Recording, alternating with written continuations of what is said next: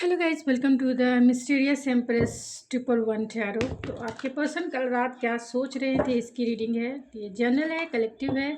जितना रेजोनेट करे उतना ही आपका है, बाकी चीज़ें छोड़ दे किसी और के लिए। जो चीज़ें आपसे रेजोनेट नहीं करती है, ये जेंडर स्पेसिफिक रीडिंग भी नहीं है, इस बात का भी आप ध्यान रखें।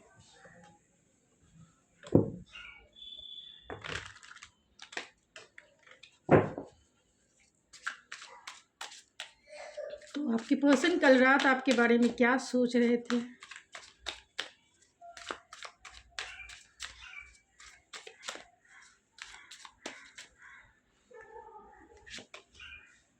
Seven of vents,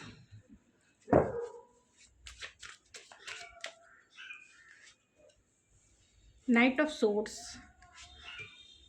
the empress, the hierophant, death, 10 of vents. Bottom of the deck है 7 ऑफ कप्स।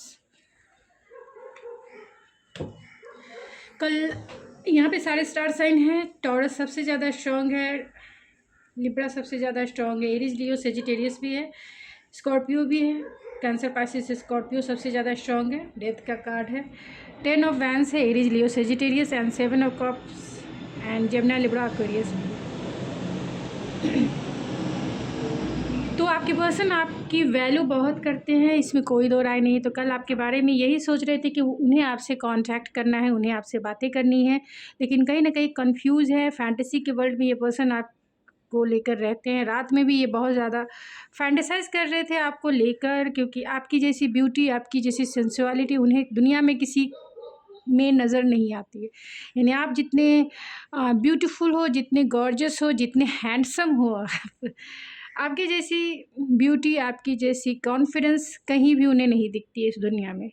वो आपके साथ कमिटेड रिलेशनशिप में आना चाहते हैं, क्योंकि यहाँ हेरोफेंट है, तो डेफिनेटली ये पर्सन आपसे मैरिज करना चाहते हैं। ये चाहते हैं आपसे कम्युनिकेट करना, आपसे बातें करना चाहते हैं। एंड कहीं ना कहीं उन्हें ऐसा लगता है कि आप, यानी मेरे व्यूवर्स, डिफेंसिव हो गए हैं, गार्डेड हो गए हैं, उनसे बात ही नहीं करना चाहते हैं आप। आपने अपने लिए एक हेल्दी बाउंड्री बना ली है कि जो चीज़ें आपको सर्व नहीं करती हैं, आप उनसे थोड़े से डिटैच होने लगते हैं। तो आपके पर्सन को यही लगता है कि आप उनसे डिटैच हो गए हैं, और आपके डिटैचमेंट की वजह से ये रिश्ता कहीं ना कहीं डेथ के कगार पर पहुंच गया है। यानी ये रिश्ता जो है अब ख़त्म हो चुका है, और इसी का बर्डन उनको बहुत फील होता है। उनमें इतना कॉन्फिडेंस नहीं है कि वो अपने इस बर्डन को कम कर सके। आपकी तरफ आकर, आपको कम्युनिकेट करके, आपसे वो उम्मीद करते हैं कि आप इनकी तरफ आओ। आप जो बाउंड्री अपनी चारों तरफ बना के रखा है, उस बाउंड्री को आप तोड़ दो, क्योंकि एम्प्रेस की एनर्जी है। तो डेफिनेटली आपके पर्सन आपको जानते हैं, अच्छे से जानते हैं, और वो जानते हैं कि इस रिलेशनशिप में आपने बहुत कुछ दिया है, बहुत कुछ किया है। इस रिलेशनशिप में अगर लीडरशिप अगर किसी ने निभाया है, तो मेरे व्यूवर्स ने निभाया है। तो आपके पर्सन यही मानते हैं कि आप बहुत हायर एजुकेटेड हो, बहुत लीडरशिप क्वालिटी है, ट्रेडिशनल बिलीव एंड वैल्यूज़ को आप भी समझते हो, और बहुत ही अच्छे वे में आपने इस रिलेशनशिप की लीडरशिप यानी एफ़र्ट्स लगाए थे। आपने इस रिलेशनशिप में सब कुछ जो किया, आपने किया, एफ़र्ट्स ज़्यादा दिए, इमोशनल फुलफिलमेंट इस पर्सन को फ़ील कराए, आपने बहुत प्यार इस पर्सन को दिया, अपनी टाइम दी, अपनी प्योर एनर्जी इसमें इन्वेस्ट की, और अब जो है आप डिटैच हो गए हैं इस पर्सन से। यानी 7 ऑफ वैंस है, तो उन्हें ऐसा लगता है कि आपने अपनी हेल्दी बाउंड्री बना ली है, और यही वजह है कि आप इन्हें कांटेक्ट नहीं कर रहे हैं, आप इनसे बातें नहीं कर रहे हैं। हो सकता है कि आपका लॉन्ग डिस्टेंस कनेक्शन हो। तो चलिए मैं कुछ कार्ड्स को लिटिल बिट क्लेरिफाई कर लेती हूँ। 7 ऑफ वैंस के कार्ड्स को क्लेरिफाई करें स्पिरिट। तो द हैंग्ड मैन, तो उन्हें यही लगता है कि आपका रिश्ता स्टक है। अगर आपका रिश्ता आगे नहीं मूवमेंट कर रहा है, तो इसकी वजह कहीं ना कहीं आपने अपने हार्ट की तरफ हेल्दी बाउंड्री बना ली। आपने आप डिफेंसिव हो गए हैं, गार्डेड हो गए हैं, और इस रिलेशनशिप में आप काम नहीं कर रहे हैं, उन्हें ये लगता है। और यही वजह है कि ये रिलेशनशिप जो है आगे मूवमेंट नहीं कर रहा है। तो कल रात यही था कि अगर आपका रिश्ता आगे नहीं चल रहा है तो कहीं ना कहीं एक पर्सन ज़रूर स्टक हैं या गार्डेड हैं, डिफेंसिव हैं, चाहे आप हो या आपके पर्सन हो।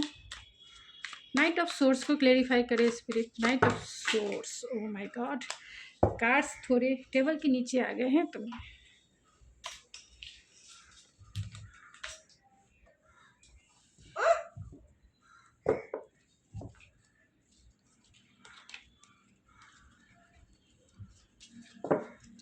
सॉरी गाइज, इतने सारे आपके पर्सन के थॉट्स, एक नहीं कितने हैं, तो मैं इतने कार्ड्स नहीं लूँगी आपके पर्सन के लेट नाइट थॉट्स।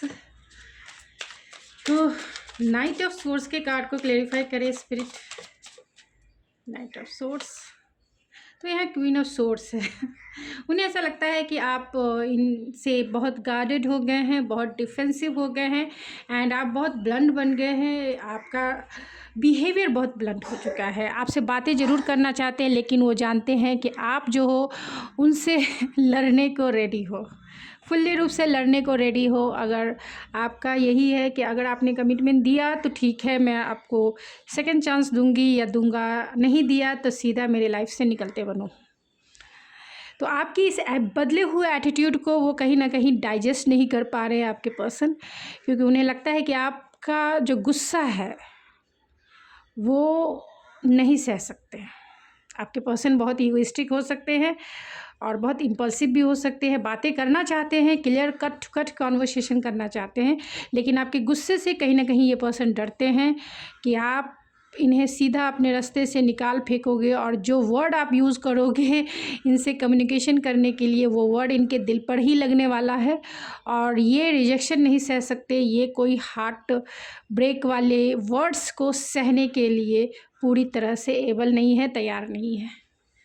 तो एम्प्रेस के कार्ड को क्लेरिफाई करें स्पिरिट।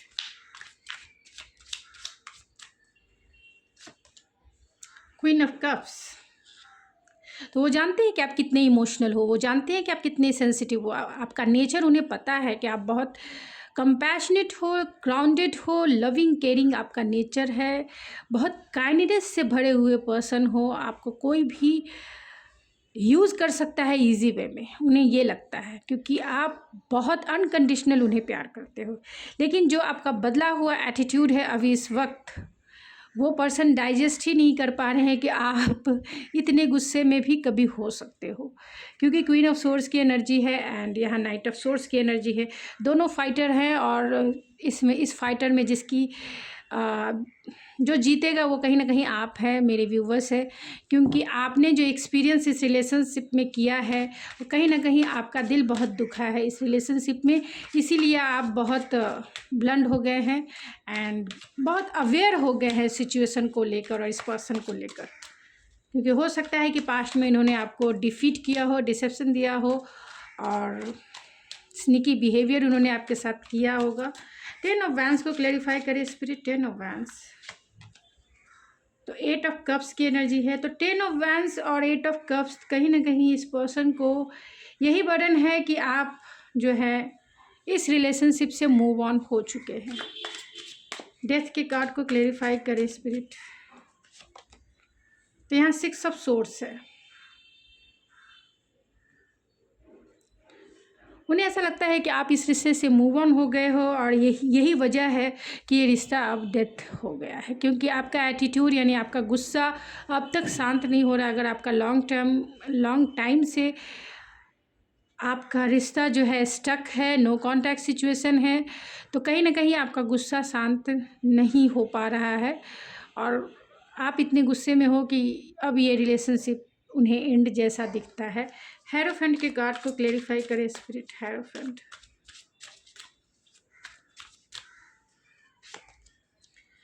द हर्मिट, तो उन्हें ऐसा लगता है कि आप दोनों के बीच में जो भी कुछ सिचुएशन है कहीं ना कहीं कमिटमेंट को लेकर ही है, क्योंकि हेरोफेंट को क्लैरिफाई किया हर्मिट ने, तो डेफिनेटली कमिटमेंट इशू हो सकता है। आपने इनसे कमिटमेंट मांगा होगा, क्लियर वे में मांगा होगा कि मैं इतना टाइम और एनर्जी तुम्हारे साथ दे रही हूँ या दे रहा हूँ, तो मुझे भी तो कोई सॉलिड ऑफर मिले।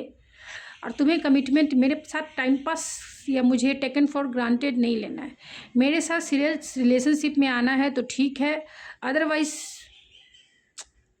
और इन्होंने आपके साथ स्नीकी बिहेवियर किया होगा। अगर इनको कमिटमेंट नहीं देना होगा तो इन्होंने आपको ब्लॉक कर दिया होगा, घोस्ट कर दिया होगा कि आप फिर से आप इन्हें मनाने आ जाओगे और कॉम्प्रोमाइज़ आप ही करोगे, और इनको जो रिलेशनशिप है आपके साथ वो ऐसे ही चलता रहेगा। यानी नॉन कमिटल एनर्जी में ये रहना चाहते थे, और यही वजह है कि आप दोनों में एक ब्रेकअप सिचुएशन जैसी सिचुएशन क्रिएट हो गई है, क्योंकि आपकी बातें ही नहीं हो पा रही है।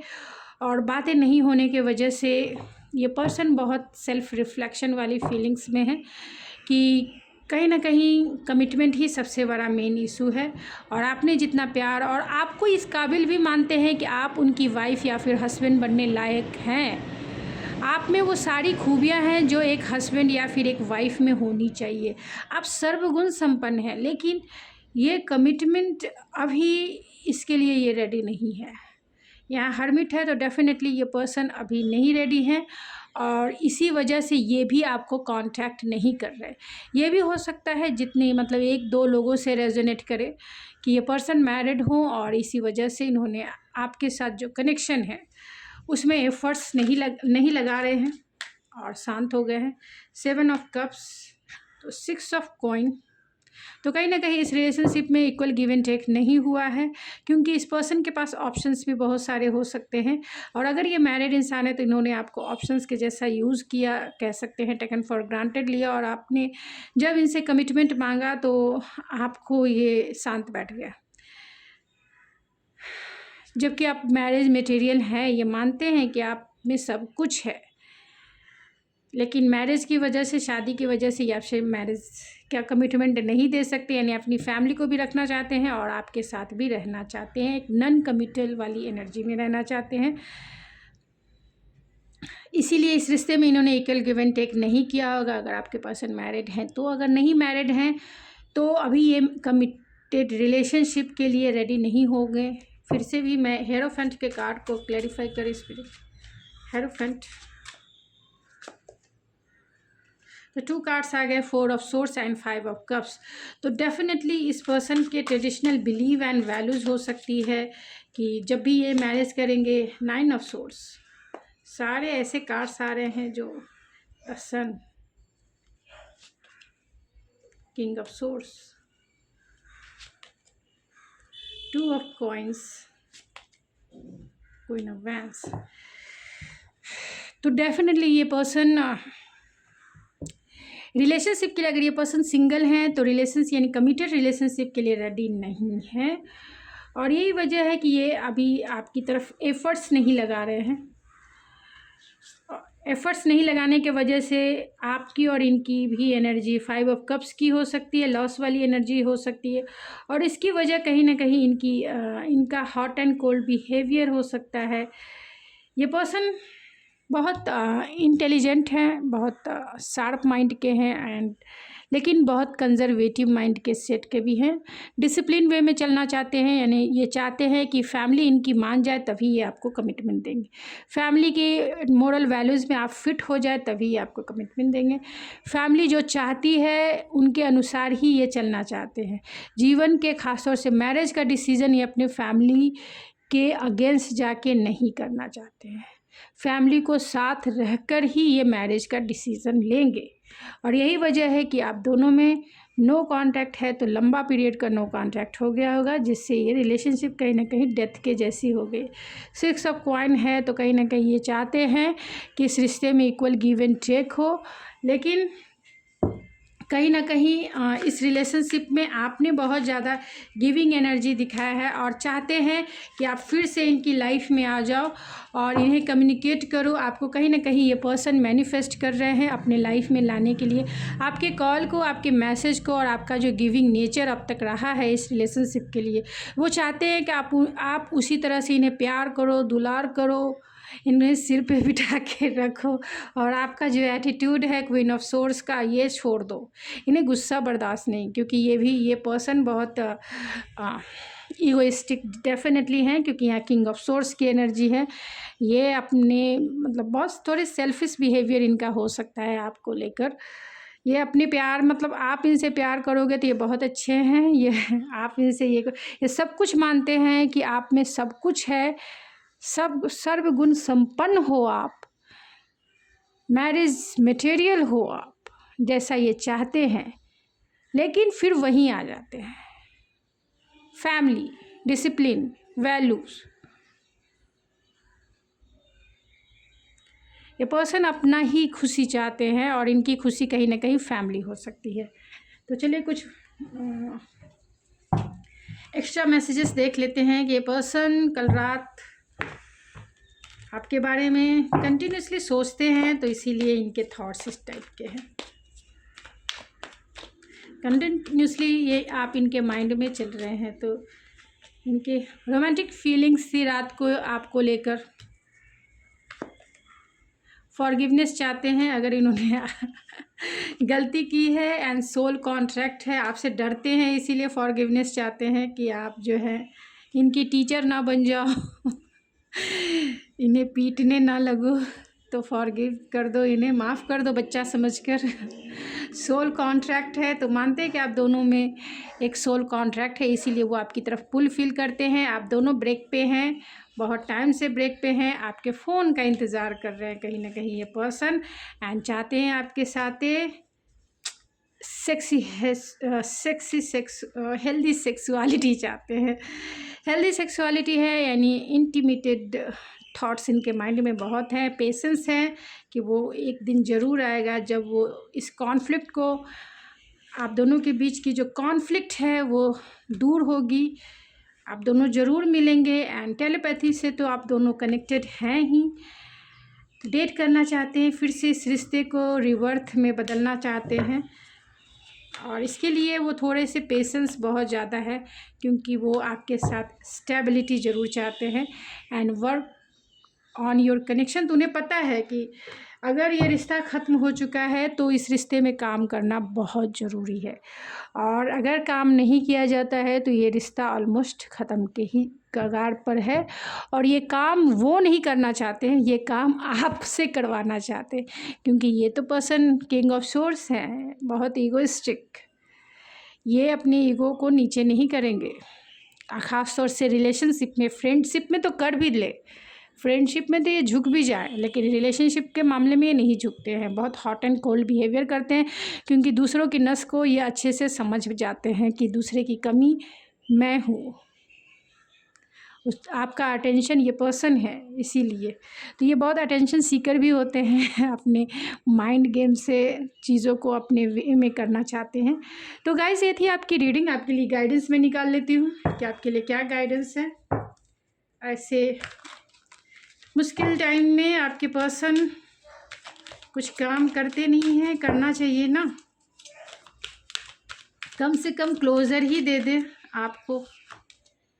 तो यहाँ हैप्पी एंडिंग है आपके लिए, डिवाइन गाइडेंस है, हैप्पी एंडिंग एंड हीलिंग है। तो डिवाइन की तरफ से आपके लिए यही गाइडेंस है कि अपनी हीलिंग पर फुल्ली रूप से कॉन्सेंट्रेट करें।